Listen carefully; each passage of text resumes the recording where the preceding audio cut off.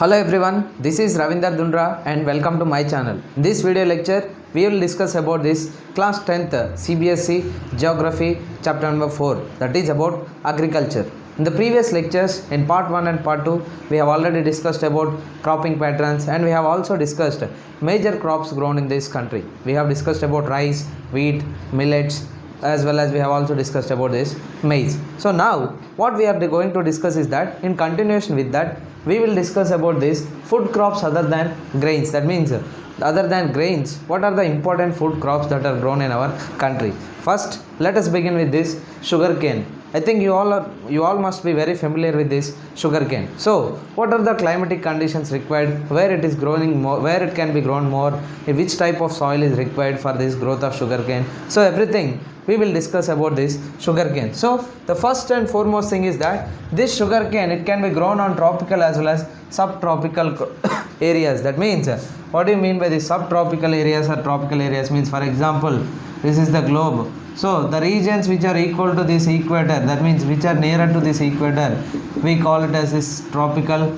And that means 0 degrees here, 23 and of degrees north, 23 and of degrees south, as well as 66 and of degrees north, as well as 66 and of degrees south. So these regions we call it as this one is tropical region and this one is this subtropical region. So in these areas this sugarcane crop is highly grown. And the next thing is that what is the temperature required for this growth of sugarcane is that the temperature required is 21 to 27 degrees. Then about the rainfall, it requires almost, the rainfall is required for this 75 centimeters to 100 centimeters in a year. Then it can be grown on variety of soils. That means as you all know, see, some of the crops they can be grown only in particular type of soil. For example, if you take cotton, it can be grown mostly on only black soils. But this sugarcane, it can be grown on variety of soils. It can be grown on alluvial soil, it can be grown on black soil, red soil, yellow soil, laterite soil. So like this, it can be grown on a different variety of soils. Then India's position in this production of sugarcane. India is the second largest producer of sugarcane. And which is the first one? The first one is this Brazil. So Brazil is the leading producer of sugarcane in the world. After Brazil, the second largest one is this India. And in India, what are the major states where this sugarcane is highly produced? The major states which produce sugarcane is that they are Uttar Pradesh, Maharashtra, Karnataka, Tamil Nadu, AP, and you can also take Telangana. So these are some of the states where this sugarcane is highly grown. And the next thing is that it is the main source of sugar, jaggery, kansari, as well as molasses. That means if you take this sugarcane, by using this sugarcane we can produce sugar, we can produce jaggery, we can also produce this kansari, we can also use produce this molasses. And the next very important thing about this sugarcane is that with this what is that, in the examination, that means in the final examination, chances are there that they can ask in the map pointing about this sugarcane. How they can ask is that they may ask saying that which state is the largest producer of sugarcane in India. So you have to mark or you have to label the state called Uttar Pradesh. Why? Because almost 50% or more than 50% of India's sugarcane is actually produced in the state of Uttar Pradesh. So these chances are there that this can be asked in this map pointing. Next, we will discuss about this oil seeds. Let us discuss about the next very important crop grown in India, that is about this oil seeds. So you all know that we use regularly these different types of oils, and in this country a variety of oil seeds are grown in our country. So let us see what are these different variety of oil seeds that are grown in our country and what are the conditions required for their growth. So first you see here a different variety of oil seeds are grown in our country, which covers almost 12% of the total cropped area in the country. That means out of this total suppose if 100% area of the country, suppose the cropping area in the country is 100%, in that 12% belongs to this oil seeds. That means 12% are shared by this oil seeds. 12% of the cropped area given or grown for this oil seeds. And what kind of crops are grown mainly in India? What are the different variety of crops we produce is that mainly we produce groundnut, mustard, coconut, sesame, soya bean, castor seeds, cotton seeds, linseed as well as sunflower. So this many variety of oil seeds we produce in our country, and among these oil seeds, some of, not some, most of the oil seeds, they are edible. Edible means which can be eaten, or you can say eatable. So that means those oils which can be used for this cooking. So that is what here you see, most of these are edible and used for cooking. That means we use different cooking oils. So where we get this cooking oil is that from these oil seeds. So among these different variety of oil seeds, most of the oil seeds, they are suitable for eating, or they can be used in this cooking purpose. And some of the oil seeds, they are used for this making up of soaps as well as cosmetics as well as ointments, not only for cooking, not only for this for eating or using in the kitchen, but these oil seeds, they are also used for producing soaps, cosmetics as well as ointments. And among these all these oil seeds, one of the very important oil seed which is grown in our country is that it is groundnut. So let us see in detail about this groundnut. What is the importance of this groundnut? If you see, India is the second largest producer after China in this groundnut. That means entire world, throughout the world, the largest producer of groundnuts is China, and after that the second largest producer of groundnuts in our country is that in the world is that it is India, and it is grown in this Kharif season. The groundnut, it starts at the start of this monsoon. That is why here it is mentioned Kharif season, and it accounts half of the oil seeds. That means suppose if variety of oil seeds are grown in this country, in that 50% are actually they grow this groundnut, and remaining 50 includes all other variety of oil seeds. But among total oil seeds, 50% of the oil seeds are actually they grow only this groundnut.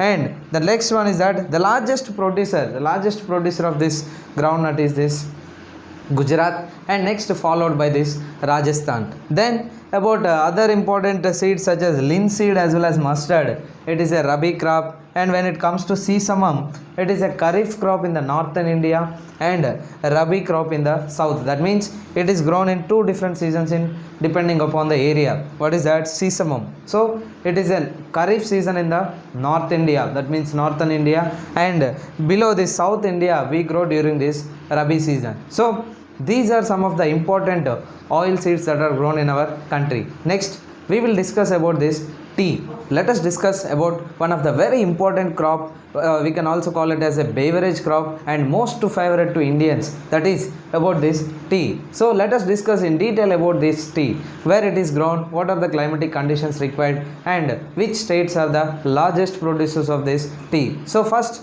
let us see what is this what type of crop this tea is. That as you all know that when a single crop is grown on a large area, we call it as this plantation type crop or plantation type of agriculture. So here tea, as you see many times in pictures or in real time, you can observe that tea also grown in a plantation type of farming. So that is why what here they have written is it is an example of plantation type of agriculture. That means this single crop is grown in a larger area. Then the next one is that who actually introduced this tea to our country, who actually brought it to our Indians. That means who actually introduced in our country is that it was this Britishers who actually brought this tea to Indians. Then the next one is that in what climatic conditions it can be grown. So this tea mainly grows in tropical as well as subtropical regions. As of now, just now I mentioned what are these tropical regions, what are these subtropical regions. So like sugarcane, tea can also be grown both in tropical as well as subtropical regions. Then what is the soil required? It requires well drained fertile soil. Well drained fertile soil means, drained means you can say it should be continuously in touch with the water. The continuous flow of water should be there and the soil must be very fertile. So in that kind of situations only tea can be grown properly. And this tea bushes, the tea bushes on the top of this tea bushes requires warm and moist free climate throughout the year. That means they should not become wet or they should not get any kind of wetness. So what how they should look like is that they should be moist free. That means there should not be any kind of moisture on the leaves in the bushes. At the same time, it requires some kind of warm temperatures. That means it requires some heat, or it requires more and more warm temperatures. Then the other thing is that this tea, it is a labor intensive crop. What do you mean by this labor intensive crop? Means capital intensive, labor intensive. Two types are there. That capital intensive means those crops which requires more and more amount of machinery, whereas labor intensive means the crop which requires more and more labor. So for this tea, it requires more and more amount of this cheap and skilled labor. That means the labor must be cheap. That means they should take less wages. At the same time, they must have some skills in taking out the leaves of this tea. So that is also one of the very important feature about this tea. Then it is processed in tea gardens to restore its freshness. That means after simply picking up all the leaves within the tea gardens itself, it will be processed, because once it is transported from one place to other place means it may lose its freshness. Therefore the tea is processed within the tea gardens. And what are the major states in which this tea is produced is that major states such as Assam. Again, this is also very important thing. Like sugar cane, the tea can also be asked in this map pointing. Which is the largest state? Which is the major state producing this tea in our country, or the largest producer of tea in our country? Then, if it is asked in the map, you are supposed to show this, or you are supposed to label this state called Assam. Then, it is also grown mainly in Darjeeling as well as Jalpaiguri districts, which are located in this West Bengal. After Assam, the next two important places are Darjeeling as well as Jalpaiguri. Then not only there, this tea can also be grown very well in Tamil Nadu as well as Kerala, and it can also be grown very well in Tripura, Himachal Pradesh, Uttarakhand. So these are some of the very important states where tea is highly produced, or tea leaves are highly produced. Then what is the position of our country in production of this tea? Same as like what is that, rice.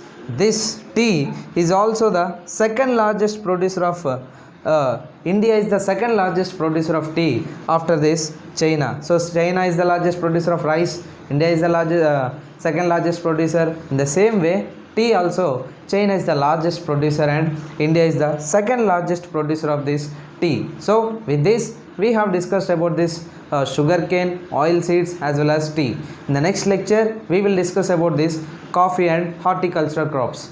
Thank you.